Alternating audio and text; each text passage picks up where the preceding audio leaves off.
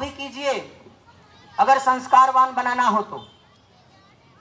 लिखा है यन्नमे भाजने लग्नः संस्कारो नान्यथा भवेत कथा छलेन वाराणाम नीतिस्तदैह कथ्यते। नीति ऐसा कहती है कि कीजिए, छल कपट करके भी बच्चों में संस्कार आता हो कि बच्चे आज 10वीं क्लास में तुम 99% लाओगे, 10वीं में तुम 95% लाओगे तो तुम्हें ये चीज देंगे, पारितोषिक देंगे। ऐसा लोभ लालच दे करके भी अगर बच्चों में संस्कार आता हो तो ऐसा कीजिए, ऐसा नीति का कथन है, ये मेरा कथन नहीं है। और शास्त्रों की और वेदों की, महर्षियों की बातें कभी वृथा नहीं होती है। वृथा न होई देव ऋषि वाणी, देवताओं ऋषियों की वाणी कभी वृथा नहीं होती है। आज बार बार चिंतन होता है कि हम अपने संस्कारों को भूलते जा रहे हैं, अपनी पहचान को भूलते जा रहे हैं। अरे यदि कोई आपको शर्म आती है तिलक लगाने में, शिखा सूत्र रखने में, तो अपनी माताओं से पूछिए। उनसे कोई पूछता है कि आपने अपने सेफे में सिंदूर क्यों लगाया है? कोई पूछने की हिम्मत रखता है कि आपने सिंदूर क्यों लगाया है? एक अनारी व्यक्ति भी समझ जाएगा कि सौभाग्य का यदि कोई सूचक है किसी माता के माथे पर सिंदूर, तो वो सौभाग्य का सूचक है, पूछने की आवश्यकता नहीं है। आपके स्वरूप को देख करके, आपके शिखा और सूत्र को देख करके कोई विधर्मी, कोई दुष्ट आतताई दूर से ही समझ जाएगा कि ये सनातन धर्मावलंबी है, इससे बच के चलो, नहीं तो ये शस्त्र की विद्या भी जानता है और शास्त्र की भी विद्या जानता है। किसी माध्यम से ये हमें परास्त कर देगा, इसलिए इससे दूरियां बना के रखो। इसी कारण से तमाम विधर्मियों ने अनादिकाल से आज तक अनेकानेक प्रकार से कोशिश किया कि सनातन धर्म का हरासमेंट हो, सनातन धर्म का हम नुकसान कर सके। यह चक्रवर्ती साम्राज्य, ये पूरा हमारा भारतवर्ष, आर्यावर्त जिसे कहते हैं, ये आर्यों का राष्ट्र है। आर्ष ग्रंथ जहां पर लिखे जाते हैं, पढ़े जाते हैं, पढ़ाए जाते हैं, हम उन आर्ष ग्रंथों को छोड़कर उपन्यासों को पढ़ रहे हैं, तमाम नाना प्रकार के आधुनिक ग्रंथों को पढ़ रहे हैं। ऐसे सारगर्भित अपने जीवन के तमाम उद्देश्यों को लेकर के और अपने पूर्वाचार्यों के अनुभवों को लेकर के महर्षि देव दयानंद जी ने जो सत्यार्थ प्रकाश नामक महान ग्रंथ की रचना की, हम उनके तपस्या को नहीं देखते कि उन्होंने कितनी तपस्या। आप 4 पंक्ति की कविता लिखिए, आपके पसीने छूट जाएंगे, परंतु इतना महान संकलन, समस्त 40 वाङ्मय, 4 वेद, 6 शास्त्र, सांख्य योग कर्म मीमांसा वेदांत छंद ज्योतिष, 18 पुराण मद्वयम भद्वयम भृत्रयम वा चतुष्टयम मनापलिंग पुष्कानि पुराणानि प्रचक्षते। इन 18 पुराण तमाम वेद वेदांतों को शोध करने के बाद इन महर्षियों ने हमारे जीवन को सुलभ बनाने के लिए, सुसज्जित, सुसंस्कृत, संस्कारित बनाने के लिए ऐसे महान ग्रंथों की रचना की, और हमें पढ़ने का मौका नहीं मिल रहा है। यदि हम अध्ययन करेंगे तो हमारा जीवन धन्य हो जाएगा। ज्यादा न कहते हुए मैं एक बात कहूंगा कि हमारी आपके समाज में 2 प्रकार के व्यक्ति होते हैं, मूर्ख और ज्ञानी। हमारी पहचान कैसे होगी कि हम मूर्ख हैं कि ज्ञानी हैं? लिखा है कि कैसे पहचान होगी। हम सब ने बचपन में भी पढ़ा है कि कैसे होगी पहचान, परंतु हमने उस पर ध्यान नहीं दिया। तो लिखा है कि काव्य शास्त्र विनोदेन कालो गच्छति धीमताम् व्यसनेन च मूर्खाणां निद्रया कलहेन वा। बुद्धिमान व्यक्ति और मूर्ख व्यक्ति की पहचान होगी, उसके कैसे समय गुजरता है उससे उसकी पहचान होगी। तो लिखा है कि मूर्ख व्यक्तियों का समय 3 तरह से व्यतीत होता है, और विद्वान व्यक्तियों का, बुद्धिमान व्यक्तियों का समय सिर्फ और सिर्फ एक ही कार्य करने से व्यतीत होता है।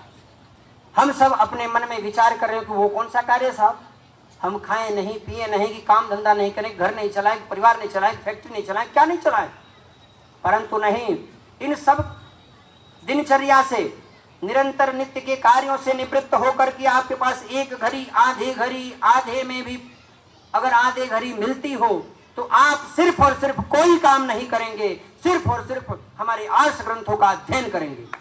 क्योंकि काव्यशास्त्र विरोधेन कालो गच्छति धीमताम व्यक्ति विशेषेण कालो गच्छति काव्य शास्त्र विनोदेन। काव्य शास्त्रों के पठन पाठन में ही बुद्धिमान व्यक्तियों का समय गुजरता है, सिर्फ और सिर्फ एक कार्य में। परंतु मूर्खों का समय कहां कहां गुजरता है यह भी बताया है शास्त्रों में। लिखा है कि व्यसनी न च मूर्खाणाम निद्रया कलहे नवा। व्यसन में सर्वप्रथम कोई ना कोई व्यसन करेगा। कोई गुटखा खाता है, कोई बीड़ी पीता है, कोई सिगरेट पीता है, तमाम तरीके के व्यसन करता है। वो नहीं तो तमाम और भी व्यसन होते हैं, वो व्यसन करता है। हर व्यक्ति जानता है कि व्यसन क्या है, बताने की आवश्यकता नहीं। तो व्यसनी न च मूर्खाणाम, मूर्खों का समय क्या क्या चीजों से व्यतीत होता है। तो लिखा है कि व्यसनी न च मूर्खाणाम निद्रया, या तो सोएगा, समय बचेगा तो सोएगा, नित्य के समय से निवृत्त होकर के सोएगा, और नहीं तो वो किसी न किसी बात को लेकर के कलह करेगा, तू मैं करेगा, उल्टी बातें करेगा, चार लोगों के विषय में बैठ के कुतर्क करेगा। तर्क नहीं करेगा, शास्त्र सम्मत बात नहीं करेगा, क्योंकि विद्वता आ जाएगी। और अगर विद्वता होगी तो कुसंगति, कुतर्क करेगा नहीं। इसलिए हमारे मनुष्यों ने लिखा है, कहा है, और हमारे समाज से प्रार्थनाएं की है कि आप जो है काव्य शास्त्रों का सिर्फ अध्ययन करें, इसके अतिरिक्त कोई समय नहीं आपके लिए। एक भी कोई बात कही हो तो मुझे बताइए। क्यों महाराज जी? सिर्फ और सिर्फ या तो सज्जनों सीख लो सत्संग में जाना, क्योंकि वृथा न होई देव ऋषिवाणी, देवता ऋषि आचार्य जो कहेंगे अपने निज स्वार्थ की बात कभी नहीं करते, समाज के हित की, आपके हित की बात करते हैं। तो ऐसे या तो आचार्यों के सत्संगति में रहें या फिर शास्त्रों का अध्ययन करें। नहीं तो आप अपने आप को स्वतः ही पहचान सकते हैं कि निद्रा में, कलह में या किसी न किसी प्रकार के व्यसन में हमारा यदि समय गुजर रहा है तो अपने आप को पहचान लीजिए कि आप ज्ञानी हैं कि क्या हैं। बातें तो बहुत हैं। अनंत शास्त्रम बहुलस्य विद्या, अनंत शास्त्र हैं, जबकि शास्त्र तो 6 ही हैं, परंतु मनीषियों ने, पूर्वाचार्यों ने कहा है कि अनंत शास्त्रम, बहुत सारी विद्याएं हैं। विद्या 2 ही है, विद्या अपर अविद्या 2, परा विद्या अपरा विद्या। परंतु जो भी हमारे गुरुजन बताते हैं वो मंत्रों का मूल होता है, मंत्र मूलम गुरुर्वाक्यम। तो इसलिए कहा है कि अनंत शास्त्रम बहुलस्य विद्या, बहुत सारी विद्याएं हैं। स्वल्पस्य कालो, हमारे पास समय बहुत कम है। बहुविघ्नता से, उसमें भी बहुत सारी विघ्न बाधाएं हैं। इसलिए यत सारभूतम तदुपासनीयम, जो सार तत्व है, जो मुख्य बातें हैं, उन्हीं को ग्रहण करके उसी की उपासना करें।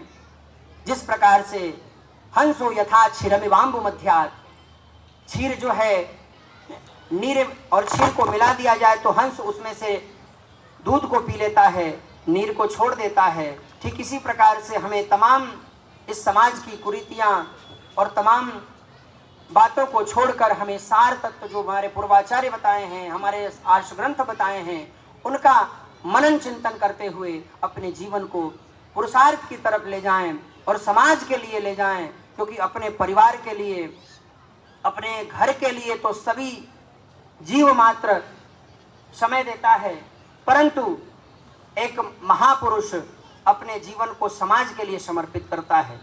एक छोटी सी बात कहूंगा कि एक पक्षी, आप देखेंगे कि कीटभक्षी पक्षी जो कीड़े मकोड़ों को खाता है, वो पक्षी दिन रात सुबह से ही, हम उठते नहीं उससे पहले ब्रह्म मुहूर्त में ही चहचहाना चालू कर देता है और अपना भरण पोषण करता है, अपने बच्चों का भरण पोषण करता है, सुंदर घोंसला बना करके रहता है, अपना भरण पोषण करता है और अपने वालों का भरण पोषण करता है।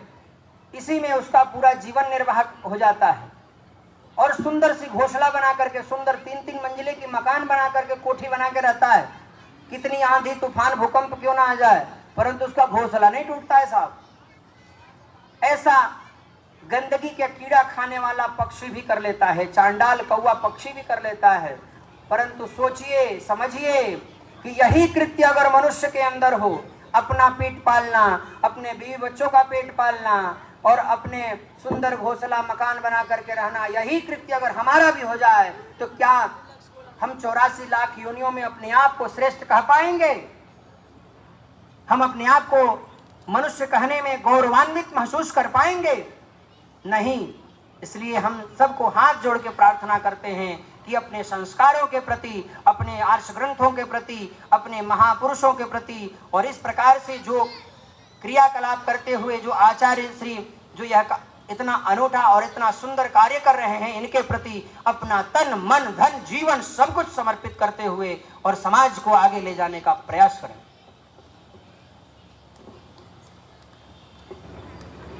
मेधावी जी कह रहे हैं कि समय भी काफी हो गया, और मैं भी देख रहा हूं कि काफी समय से बैठे हुए हैं बच्चे, परेशान हो गए हैं, भूख भी लग रही